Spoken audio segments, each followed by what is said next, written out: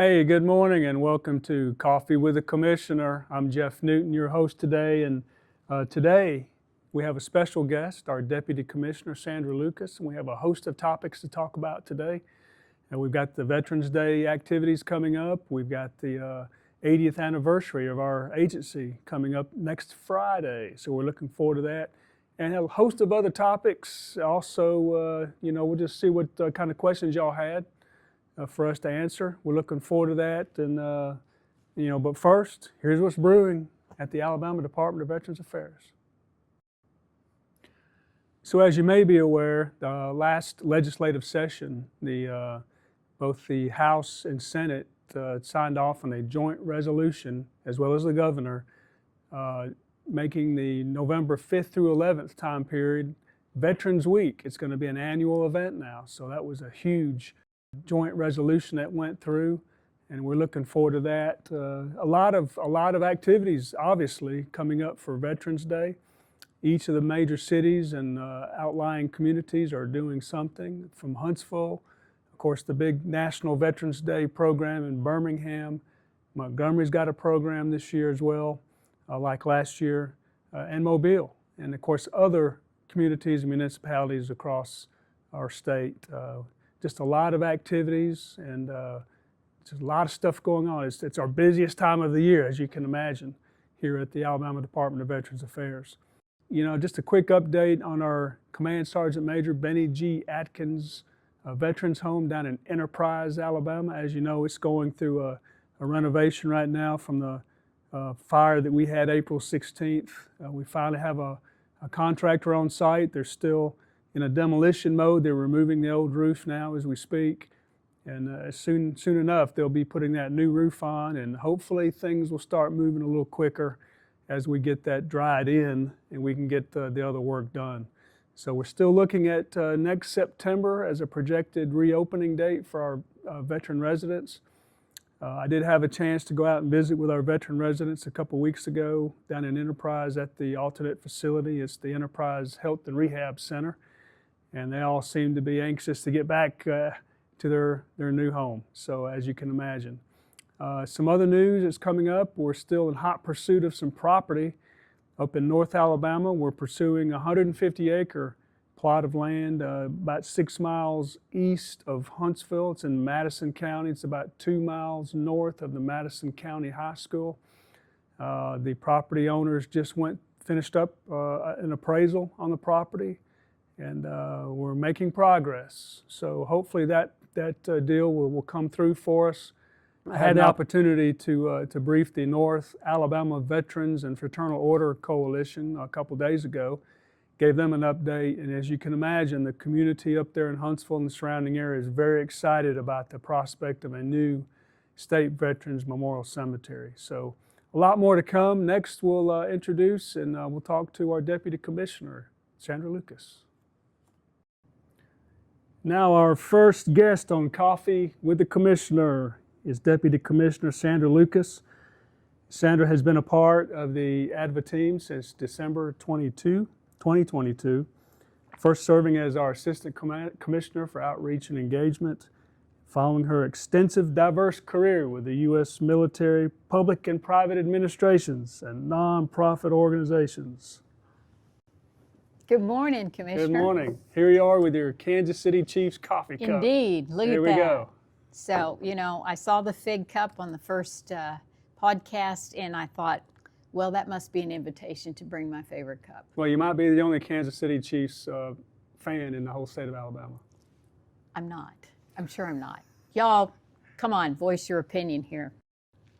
Okay, before we get to talking about the 80th anniversary of our women veterans, I thought it would be great for you to tell us about your prior service. Tell us about everything you did with the United States Navy and the Alabama Army National Guard.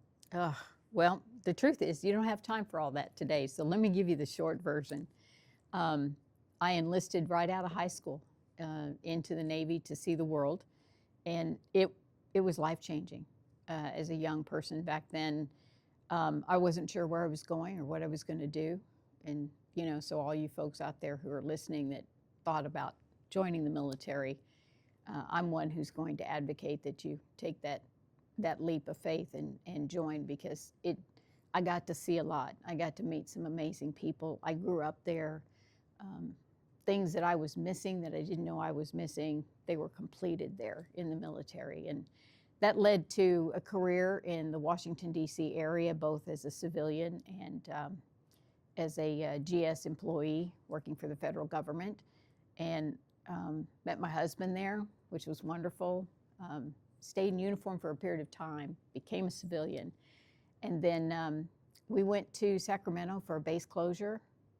Quite an experience there, getting to know some wonderful families who'd been there and worked there for years.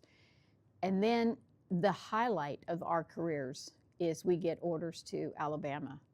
And I wasn't sure about it, if I'm honest, that that's what we wanted to do or that's where we wanted to be. But it turns out that Alabama has just embraced us, and we've embraced Alabama. So I joined the Army National Guard after 9/11 from here.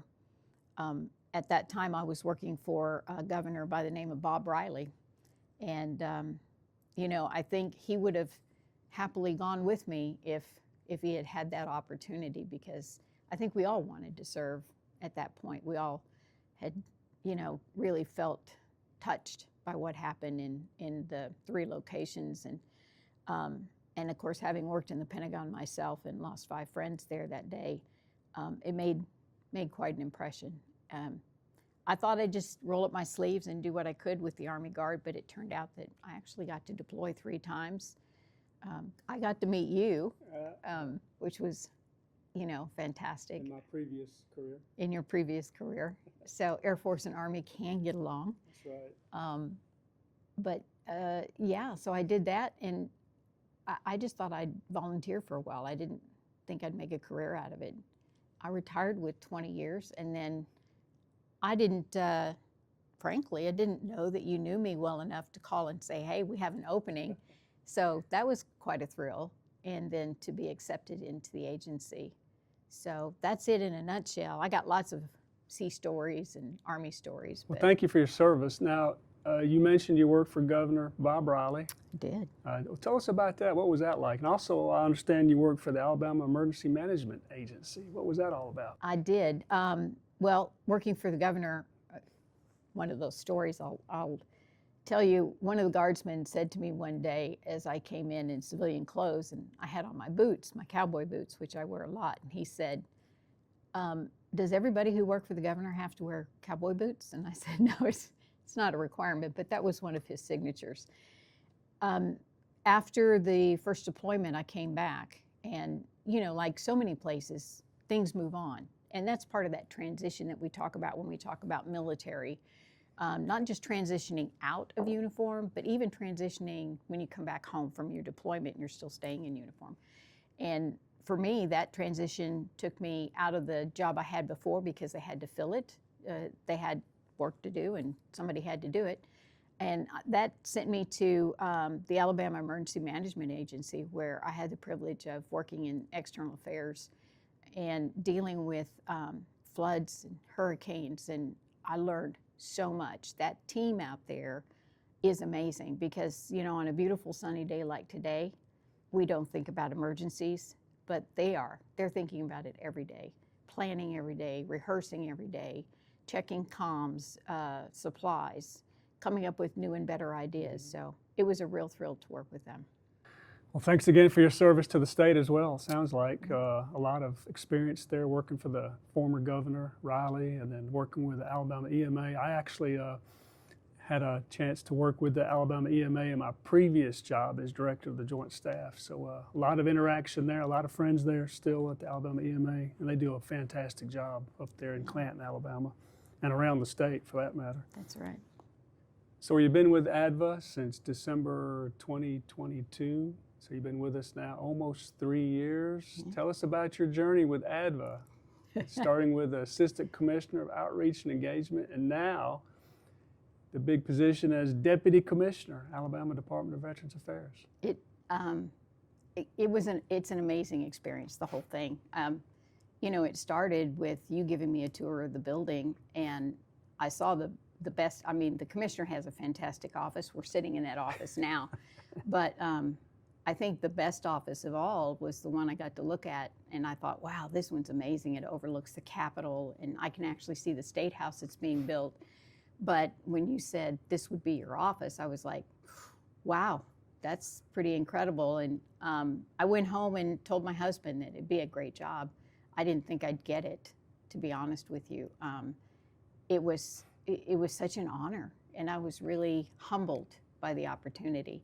So the first thing we did was we did a town hall. The outreach team of 2 at that time put together an amazing town hall during the Christmas season in a mall in Birmingham. That was the Galleria. The wasn't it? Galleria, Yeah, yes, that. sir. Yeah. And I thought, this is like the most ridiculous idea. We're going to go talk about suicide prevention. And it turned out to be wonderful. The veterans who didn't even know we were going to be there just came and sat down and listened, and then stuck around afterwards. We got to talk to people, and it's been that way ever since. It's just getting to know my fellow veterans and from all eras, and getting to know how the homes operate. The Department of Veterans Affairs is an amazing State Department, and the work they do is like no other. Then to get promoted to be the deputy commissioner and work closely with you on other projects, kind of helping keep things going every day and taking care of those anomalies that will pop up from time to time. It's still, to me, as humbling as it was the first day that the job was offered to me. So on top of all of that, all of your responsibilities, you're also a student with the executive MBA at Auburn University. Tell us about that. War Eagle. So, some people have a big impression on your life. And when I said I was thinking about getting my MBA, you said, I have a great program. It's the one that I did. I took a good hard look at it, and my gosh, the folks at Auburn are just amazing. And I really like all the professors and have really enjoyed it. So if all continues to go well, I'll graduate in May. So in the future, when you show up for these episodes, you'll have an Auburn coffee cup, I would imagine. Yes, sir. You can count on that. So let's talk about the 80th anniversary of our agency. We've been around since 1945. And even before that, we actually started in 1927. We weren't a state agency at the time. We had one state service commissioner handling all the World War I veterans. Can you imagine that? One person sitting over there with the governor, handling all of the veterans' issues and claims for all of the veterans throughout Alabama that came out of World War I. And we gradually grew, and then we became a state agency October 1st, 1945. Our primary core mission was to assist our veterans with their claims. And the first veteran service organization that came on board with us and partnered with us was the American Legion. And they have been with us for the last 80 years. So it's tremendous. We've come a long way, and we look forward to the future. Absolutely. It's great to celebrate. In fact, one of the things I learned in preparation for our 80th event was that even before we had the department, even before they had that person sitting next with, to the governor advising, they had a veterans home. And they were taking care of soldiers back then. And that home was there for decades before it, they finally had to let it go. But that's in our DNA as Americans, I think, is taking care of our veterans. So I was reading in one of the first reports of the newly established State Board of Veterans Affairs from 1945. And our budget back then was $1 per every veteran in the state of Alabama. So that was our budget, $1 per veteran. That would have been easier to manage. Yeah, absolutely. So just tremendous. And since then, all of the other veteran service organizations have come on board, the major ones, Veterans of Foreign Wars, the Disabled American Veterans. All of them now are part of our program and partnered with us, representing all of the veterans throughout the state of Alabama. Yes, and to include also all of the nonprofits and large companies who have worked so hard to come alongside and be partners here. Absolutely. So we also want to talk about our women veterans throughout the state of Alabama. I read recently that our numbers are growing. I think the last number I saw, correct me if I'm wrong, over 43,000 women veterans in the state of Alabama. That's tremendous, and it continues to grow. And we look forward to supporting our women veterans. And matter of fact, in the very near future, we're going to hire a women veterans coordinator here at the agency. So we're excited about that. But I did have an opportunity last March to visit the Women's Memorial up at Arlington Cemetery, just in front of the Arlington Cemetery. Just a beautiful, beautiful museum and tribute to our women veterans throughout the state. And just a beautiful place to visit. If you're ever up there in the Arlington National Cemetery area, you need to make a point to go by the Women's Museum up there. It's really beautiful. Absolutely. You know, the Military Women's Memorial has a call to action for women, which is for the state, it's called Strive for 500. And we're looking to get 500 women every year, more if we can do it, to get online at their site, at the Military Women's Memorial site. And there's a location there for them to post a photo and to tell about their career, about their military career. I've spent some time on the site just reading stories from women from Alabama and all over, and they're amazing. They're just amazing stories. Our concern is that we won't get to tell all the stories if we don't get them loaded in there. We'll lose them. I was with one family who was talking to me about a grandmother that passed, and they knew she had been in the Navy back in the day when they were WACs, and it was a different time, and they really didn't know much about it. But one of the granddaughters had encouraged her to get online, and she helped her put the story in there, and they were able to pull the story up and share it with the family. Those are priceless memories that you lose if you don't get them recorded somewhere. So I'm encouraging every woman or anyone who knows a woman who served to tell her story. Alabama has amazing individuals, and we need to be sure that we're capturing those stories for those women. Absolutely. So with the hiring of the Women's Veterans Coordinator, one of the things that we're looking forward to doing is building outreach opportunity through town halls, virtual conversations, but more importantly, getting small groups of women together to have coffee, to go work out together, whatever the case may be, however they want to relate to one another. But we want to put these groups together so that we can get the word out that they have health care, they have benefits, they have end-of-life planning that will cost them next to nothing, if nothing, depending upon their service time and their benefits. It's important because our women do not consider themselves veterans by practice. And that's a real problem, because a lot of folks will look at a woman and go, oh, did your husband serve? Did your son serve? And that's wonderful, except if she's the one that served, and then she has to justify that. Yeah, I remember we got the story from the coordinator or the executive director of the Women's Memorial, where she parked in a veteran's parking spot, and she was challenged by another veteran, a Vietnam veteran, challenged her on her veteran status. And he came away with his head down on his shoulder, because she was a retired command sergeant major. I'm sorry, she was a warrant officer 5 in the Army out of Fort Rucker, and she kind of let him know that she was a woman veteran, and it's a great story. It is a great story, but it's also the reason we have to have women speak up. We have to have coordinators, and it's important that women understand that they've earned a benefit. And some women spent 2 years, 4 years, and they think, well, that doesn't make me a veteran. If you put the uniform on and you were ready to go, ready to serve, whatever the call was, you're a veteran, and we appreciate your service. And you know what I'm seeing when I go out and speak to the different veteran service organizations like the American Legion or the VFW, I am seeing more and more female veterans, women veterans out there in the audience with their organization cap on, just enjoying their time in the agency and or the organization. And the population is growing, they're getting more involved, and we look forward to hiring our new Women's Veterans Coordinator in the very near future. I agree.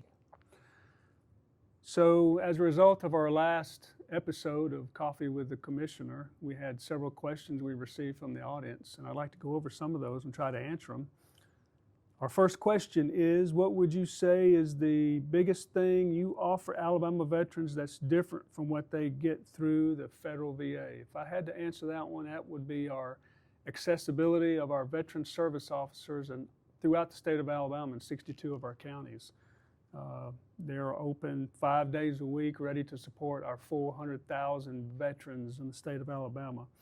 Also, we have our long-term care in our state veterans homes. You know, we have 5 veterans homes throughout the state that provide skilled nursing care. And at one of our homes, at the Colonel Robert L. Howard home in Pell City, we offer the assisted living option for our veterans. So I think those are the first 2 that come to mind. What about you, Sandra? Well, one of the big changes we've made since I've been here is allowing National Guardsmen to be recognized in our state cemetery. Mm-hmm. Now, federal VA has a federal cemetery as well, but certain guardsmen were not allowed there. Mm-hmm. And so they get the same honors, treatment, fantastic cemetery down in Spanish Fort, Alabama. And that's a really important message for Alabamians. And an important part of that, it's no cost to the veteran or in the family. So that's huge. And again, we do that probably better than any other state in the country. Other states have the option of using that benefit, but they also charge the veteran and their spouse for interment. So that's huge benefit for our National Guard and Reserve veterans, for sure. So our next question is, why is it important to pre-register for the veteran cemeteries? As you know, we have 2 national cemeteries in the state of Alabama, one in Montevallo being the Alabama National Cemetery.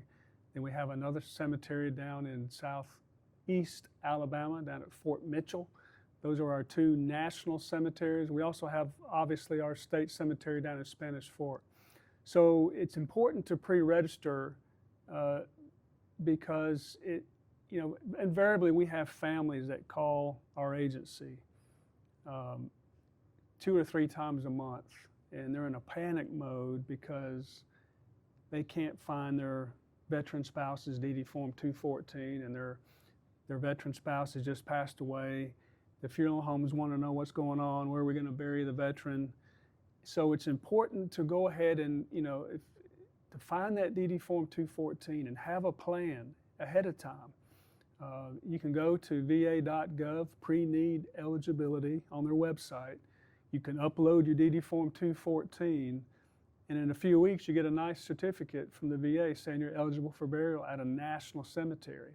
Not just the one in Alabama, but any national cemetery throughout our country. So it's important to do that. So if there's some homework I could give you when we finish this podcast, is to go find your DD Form 214 and other documentation, and then go out and pre-register with the va.gov pre-need eligibility, and go ahead and get that certificate in hand. It just relieves a lot of stress that your family goes through after the veteran spouse has passed away and the family doesn't know what to do. So get that certificate in hand. I know that I've got mine. I have got mine, and each year I ask my wife Lisa to show me the certificate so that she can go put her hand on it and bring it to me, and she knows exactly where it's at in the event something happens to me. So, but how about you, Sandra? Are you pre-registered? I am pre-registered, but I will offer a point to that. We pre-registered a long time ago in another state, and we have been in Alabama so long that we call Alabama home now. So one of the things that I think our audience would like to know is, even though you pre-registered in another state, you can change. Yeah, that certificate's good anywhere in the country for national cemeteries. Yes. Yeah. And it's really wonderful also to go in and visit with our team down in Spanish Fort. Go see Joe. He will walk you through everything, tell you how to fill out the forms. You can go on our website as well, but it's really simple to do. We just have to get over the stigma that someday we're all going to be there. Yeah. And the sooner we plan for it, the easier it is for our loved ones.